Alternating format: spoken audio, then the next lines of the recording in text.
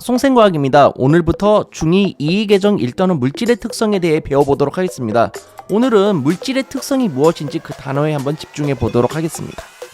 탄산음료와 생수를 구별하는 방법에는 무엇이 있을까요?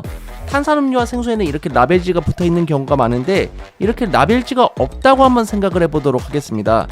이럴 경우에는 어떻게 구별할 수 있을까요? 색깔이나 탄산음료 특유의 기포가 나오는지도 한번 확인해 볼 수 있을 것 같고요. 아니면은 맛을 보는 방법도 있을 거고, 레몬 콜라 같은 경우는 이제 그 레몬의 특유의 향도 느껴지겠죠. 이와 같이 물을 마셨을 때는 아무 맛도 나지 않지만 탄산음료를 마시면 위와 같은 특징이 나타납니다. 특히 색상, 맛, 향과 같은 고유한 성질을 보고 우리는 물질의 특성이라고 합니다.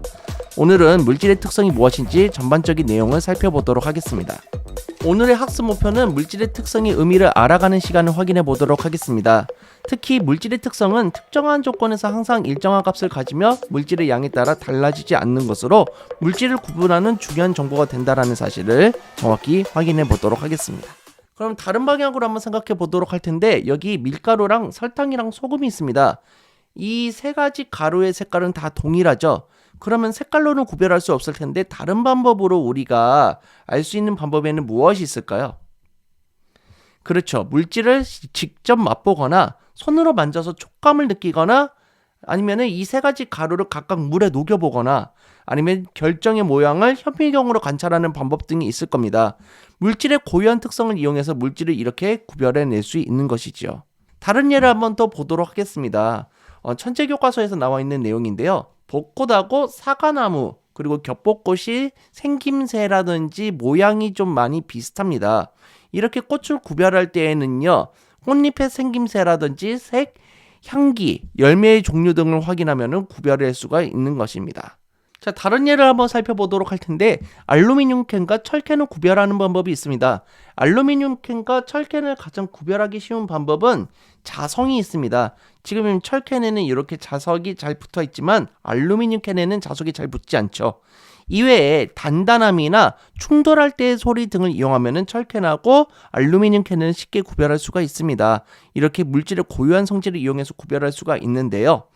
그런데 가장 확실한 방법을 한번 알려주세요라고 하면은 직접 녹여보면 됩니다. 여러분이 제철소 같은 데 가면은 용광로가 있는데, 이 용광로에 알루미늄과 철캔을 녹여보게 되면은 알루미늄은 약 660도에서 녹고 철은 약 1538도에서 녹는 것을 확인할 수가 있습니다. 결국 둘 중에 먼저 녹는 게 알루미늄, 나중에 녹는 것이 철이라는 것을 알 수 있죠. 이와 같이 그 기구와 측정 도구를 이용하면 쉽게 물질을 구별해낼 수가 있는 겁니다. 물과 에탄올 같은 경우도 한번 살펴볼 텐데, 우리가 실험실에서 이런 라벨지가 없다고 생각했을 때 물하고 에탄올이 뭐지 하면서 직접 먹어보면 되게 위험하다라는 거예요. 만약에 이게 에탄올이 아니라 독극물이라고 했을 경우에는 여러분이 잘못하면 목숨이 위험해질 수가 있기 때문에 안전한 방법으로 우리가 알아내야 된다는 겁니다. 그 중에 하나가 가열 장치를 이용해서 이 두 가지를 가열을 했을 때 먼저 끓어나오는 물질을 찾아내면 되는 건데, 이와 같이 물질을 각각 가열하면 에탄올이 78도씨에서 먼저 끓고 물이 100도씨에서 끓는다는 점을 이용하면 두 물질을 쉽게 구별할 수가 있는 것입니다. 자, 그래서 우리는 계속 성질을 이용하고 있다는 것을 알 수 있습니다. 우리 주변에는 여러 가지 물질이 존재하고 있고 물질마다 고유한 성질을 가지고 있습니다. 자, 여기 업의 영화의 한 장면을 AI가 그림을 그린 건데요. 이 풍선에 지금 어떤 기체가 들어있을까요?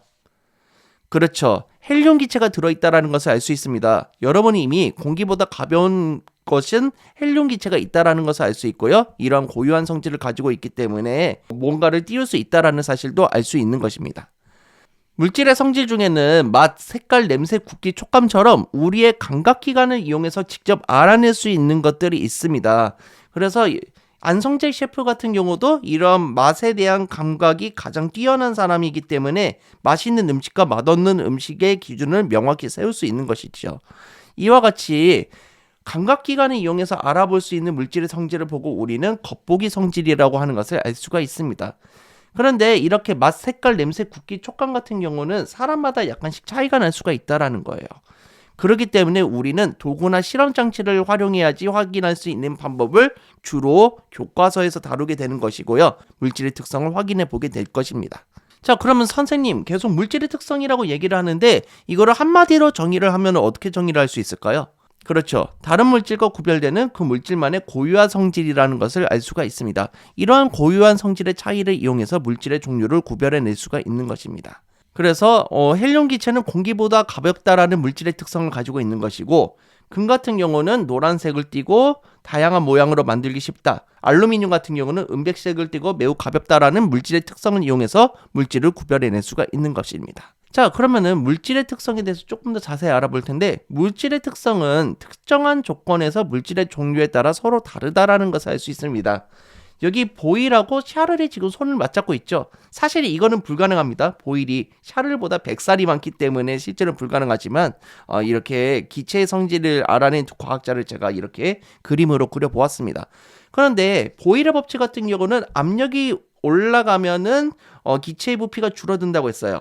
샤를의 법칙 같은 경우는 온도가 올라갈수록 기체의 부피가 늘어난다고 했습니다.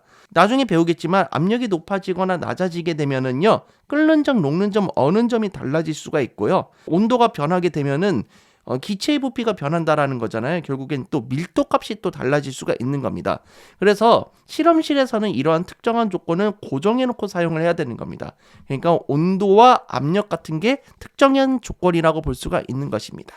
그래서 우리 과학자들은요, STP 또는 표준 상태를 이용해 가지고 딱 실험실의 조건을 고정시킨 상태에서 실험을 하는 경우가 많습니다. STP는 0도씨 일기압인 상태이고요. 표준 상태가 우리가 보통 실험실에서 할 때의 컨디션이라고 생각하면 되겠습니다. 25도씨 일기압 상태를 표준 상태로 한다. 이런 것도 한번 잘 알고 계시면 도움이 될 것 같습니다. 자, 그 다음에 양에 관계없이 항상 일정하고 물질의 여러 가지 성질 중 그 물질만이 나타내는 고유한 성질을 보고 우리는 물질의 특성이라고 하는 것입니다. 그래서 물질을 구별하거나 모르는 물질을 알아낼 수가 있는 것인데요. 자, 여기 실험을 제가 한번 직접 해보도록 하겠습니다. 자, 여기 실험을 제가 직접 보여드리고자 하는데요. 이거는 물 가열 곡선의 시뮬레이션을 나타낸 것입니다. 제가 직접 만든 거고요. 한쪽에는 50ml의 물이 들어있고 한쪽에는 100ml의 물이 들어있습니다. 양이 다른 것을 확인할 수 있죠. 이 상태에서 한번 제가 가열을 해보도록 하겠습니다. 자, 가열을 시작하니까 온도가 올라가고 있는데 제일 먼저 올라간 게 50ml짜리 물이 먼저 온도가 올라갔죠. 그리고 100ml짜리가 올라가는데 이렇게 두 물을 동시에 끓여도 똑같이 물에 끓는 점이 100도가 되는 것을 확인할 수가 있습니다. 끓는 점이라는 물질의 특성이 동일하기 때문에 100도씨로 똑같이 유지가 되고 있다는 것을 확인할 수가 있는 것이죠. 자, 그래서 우리는 물질의 특성에는 색깔, 맛, 냄새를 비롯해서 끓는 점, 녹는 점, 어는 점, 밀도, 용해도 등이 있습니다. 색깔, 맛, 냄새는요, 겉보기 성질을 이용해서 구별할 수 있는 물질의 특성이었어요. 끓는 점, 녹는 점, 어는 점, 밀도, 용해도는요, 겉보기 성질만을 이용할 수 있는 건 아니고 도구라든지 측정 기구를 이용해서 구별을 할 수가 있다는 겁니다. 물질의 특성을 이용해서 물질을 구별할 수도 있지만 혼합물에서 순물질을 분리할 수도 있습니다. 나중에 배우겠지만 혼합물은 무엇일까요? 그렇죠. 여러 가지 순수한 물질이 섞여 있는 것을 보고 우리는 혼합물이라고 합니다. 예를 들어서 바닷물에는 소금하고 물이 있죠. 소금물에서 물을 분리해내서 소금을 얻을 수 있는 방법은 어떻게 해야 될까요? 그렇죠. 물을 증발시키거나 아니면 물을 끓여야 된다라는 겁니다. 소금의 녹는 점이 물의 끓는 점보다 높다라는 물질의 특성을 이용해서 분리를 할 수가 있는 겁니다. 따라서 혼합물로부터 순물질을 분리해낼 수 있는 방법도 나중에 또 배워보도록 하겠습니다. 자, 그러면 지금까지 배운 내용을 가지고 문제를 풀어보도록 하겠습니다. 겉보기 성질에 해당하는 것을 있는 대로 고르시오. 겉보기 성질을 이용하는 게 뭐였습니까? 감각기관을 이용해서 물질의 고유한 성질을 알아내는 거였죠. 그렇기 때문에 색깔과 냄새가 이에 해당한다고 볼 수가 있겠습니다. 특정한 조건에서 항상 일정한 값을 가지고 다른 물질과 구별되는 그 물질만의 고유한 성질을 뭐라고 했습니까? 그렇죠. 이번 단원의 제목하고 똑같죠? 물질의 특성이라는 것을 알 수가 있습니다. 물질의 특성에 해당하지 않는 것을 있는 대로 고르시오. 물질의 특성에 해당하지 않는다라는 것은 양에 관계되어 있는 것을 고르면 되는 것입니다. 따라서 부피는 양에 관계되어 있죠. 색깔과 끓는 점은 물질의 특성이라고 배웠었고요. 질량도 양에 관계가 되어 있습니다. 자, 예를 들어서 철 1kg과 철 100g은 같은 물질인 거죠. 그래서 이 양이 달라진다고 해서 다른 물질이 되지 않는다라는 겁니다.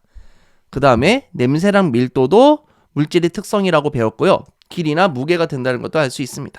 자, 물 30g과 물 150g을 동일한 세기의 여론으로 가열할 때 각각 끓기 시작하는데 걸리는 시간과 끓는 점은 어떻게 다를지 비교하여 설명해 봅시다.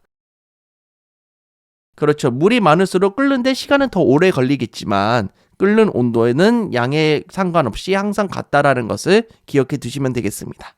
자, 다음 이 시간에는 밀도에 대해 알아보도록 하겠습니다. 좋은 벽시와 쭉정이를 구별하기 위해서는요, 소금물이 필요하다고 합니다. 밀도라는 성질을 어떻게 이용해서 겉모습이 비슷한 쭉정이와 좋은 벽시를 구별할 수 있는지 알아보도록 하겠습니다. 자, 이 영상이 즐거우셨으면 좋아요, 구독하기 부탁드리겠습니다. 여러분, 감사합니다. 쏨가